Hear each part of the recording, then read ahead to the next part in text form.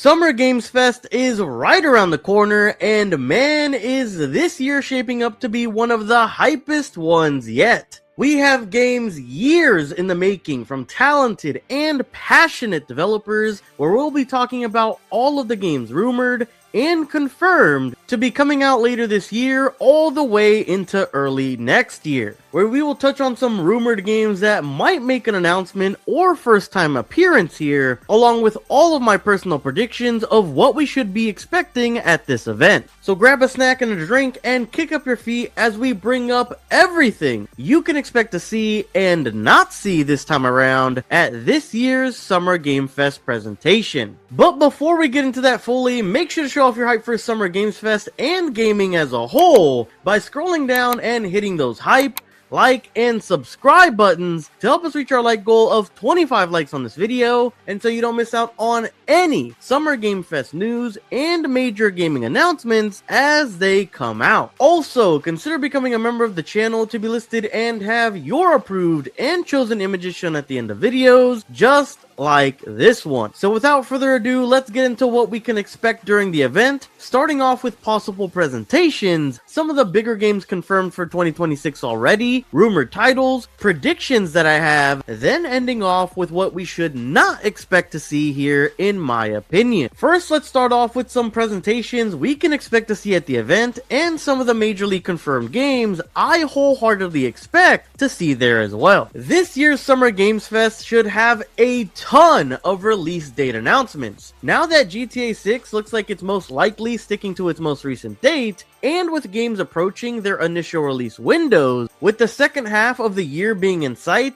it's time for a bunch of new trailers and concrete release dates to be shown off for previously announced 2026 titles. Currently for this year's event, the only presentations confirmed at the moment for Summer Games Fest are the actual main stage presentation on June 5th and the Xbox Game Showcase coming June 7th, with the Gears of War E-Day Focus Direct scheduled immediately after. Which, if you want to know what to expect from E-Day's Direct, make sure to check out that video, which will be linked in the description of this video below. Now, not yet confirmed, but usually around at the same time, but not outright a part of Summer Game Fest itself, you can expect to see things like a PlayStation State of Play covering major PlayStation releases, and Nintendo Directs surrounding their bigger titles, where they also usually have supplemental or additional trailers for some of their announced games in those events in Summer Game Fest's main event as well. So far, games announced to be coming with a 2026 release date that we can expect to see in either of these events are Star Fox coming for Switch 2, Assassin's Creed Black Flag Resynced, a from-the-ground-up remake of the cult classic favorite in the series, Beast of Reincarnation, an action role-playing game from Game Freak, where they're finally coming out of their Pokemon-centric shells after so many years, Marvel Tokon Fighting Souls, the insanely good-looking tag fighter from Arc System Works, Grave Seasons, a farming indie game sim with a murderous twist, Metal Gear Solid Master Collection Volume 2,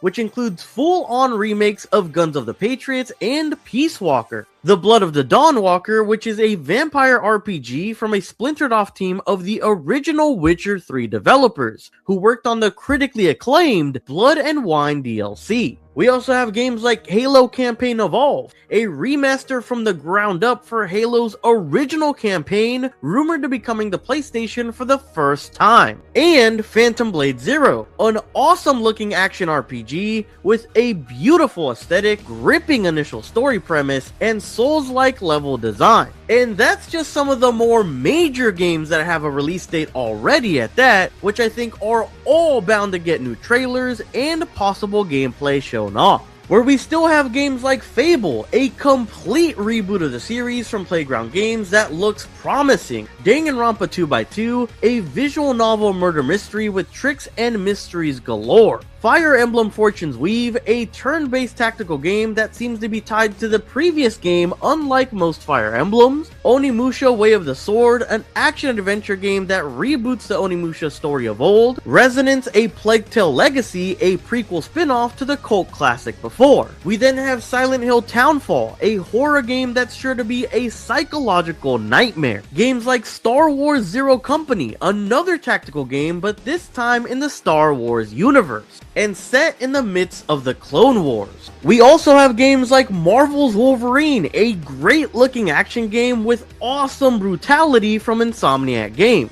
And finally, Tides of Annihilation, a unique looking game with an interesting story, with insane looking boss fights that remind me of the awesome set pieces from the original God of War trilogy. And that's just scratching the surface. There are a ton more games that have all been confirmed for a 2026 window that could use another trailer, some gameplay shown off, and of course, a firm release date or at least a more strict release window, so fans know when they can expect the games to release. Some rumored titles that have been whispered here and there with varying amounts of details include the Sega reboots of Crazy Taxi and Jet Set Radio. There's also Atlus's games that have been in the works, including both titles of Persona 4 Revival, and maybe even having an announcement for Persona 6 after all these years. We also have Batman's Arkham series rumored to be coming back from the grave, with it allegedly bringing Rocksteady back to its roots after their title Suicide Squad Kill the Justice League. We also have rumors of Injustice 3 allegedly being NetherRealm Studios' next game after Mortal Kombat 1's release, which has been picking up more and more traction, especially with Ed Boon hinting at things with these most recent movie interviews from Mortal Kombat 2 releasing recently. We also have rumors surrounding FromSoft's next rumored game being a pirate-based sea and island exploration game, which is rumored to have you sailing the seas and taking on the vast world that FromSoft will put you in, which will undoubtedly have some of the toughest battles and challenges you've faced in a FromSoft game yet. Where we also have Capcom possibly revealing one of the remakes they have been working on in the background, which currently is rumored to be a remake of Resident Evil Code Veronica, a cult classic in the series that teased up the return of Claire Redfield. We've also had rumors of The Wolf Among Us 2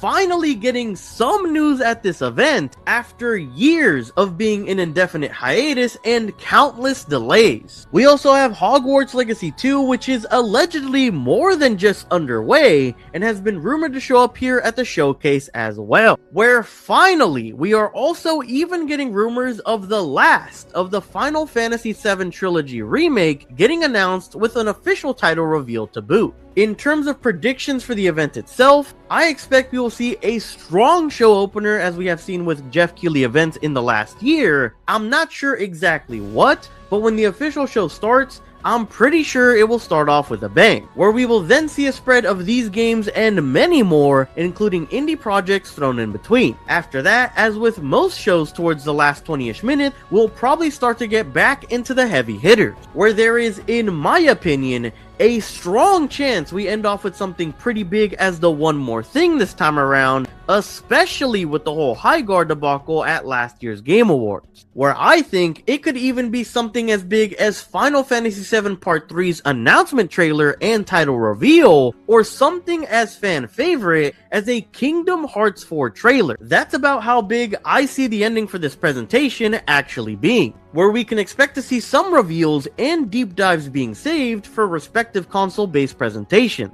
like having deeper dives of gameplay and release date information for big AAA console exclusives possibly being saved for their respective state of plays, game showcases, or directs. Where for this Summer Game Fest in particular, I do not think we'll be seeing anything on games like Alien Isolation 2, as we just got a recent teaser for it and it seems to be years out from actually releasing, along with Sega's previously announced Super game, as it was recently rumored to be cancelled, even after hundreds of millions of dollars were allegedly poured into the project during development, where Grand Theft Auto 6 is also something I don't think we'll see at Summer Games Fest at all this year, since Rockstar Games usually does its own thing and has its own type of motion in the gaming space, to where they can actually do whatever they want, whenever they want, and people will always show up, where they have a track record of not premiering anything at any major gaming events for a while now. I also think something like the new generation Pokemon games will not be here at the event, or you'll have to wait for their Pokemon exclusive direct to get more information on that. Overall, I am very excited for this presentation and am really hoping to see some personal favorites in the mix this time around, with things like the ever-elusive and secretive Star Wars Knights of the Old Republic remake, where hopefully we can get some news and reconfirmation, and maybe a full-on trailer to re-announce the game after the developer change and hiatus, along with hopefully seeing whatever Archetype Entertainment has planned during the event, as they have said for a while now that during summer, and specifically now in June, they will have an extensive gameplay reveal for their upcoming ambitious sci-fi space RPG, both of which I've been keeping up with on any updates no matter how big or small, as these are some of my most anticipated games. This year has the chance to be one for the history books in terms of awesome trailers, reveals, and announcements, as there is just so many good games already confirmed to be coming within the next year so far, let alone things that have been cooking up behind the scenes, yet to be announced or revealed. We should be getting an official schedule for Summer Game Fest relatively soon, as the event runs from June 5th all the way to June 8th, where we are bound to have plenty of presentations and digital events to have us in the loop for everything planned for the remainder of the year, leading into the early part of next year, where I'm sure we'll get things like the PC Game Showcase, Future Game Showcase, Devolver Digital, and other usual suspects having digital presentations throughout Summer Games Fest as a whole. But guys, that's all I have for you all today. Let me know what you would like to see have an announcement or reveal during Summer Games Fest, what game you're most excited to hear about during the event, and what predictions you have for Summer Games Fest in the comment section down below. For everyone who's made it this far, thank you so much for making it to the end of the video. As always, your support through your viewership, liking, and subscribing is always greatly appreciated and helps me out tremendously against the summertime threat that is the YouTube algorithm. Thank you guys so much for watching, and I hope to catch you guys next time. Peace!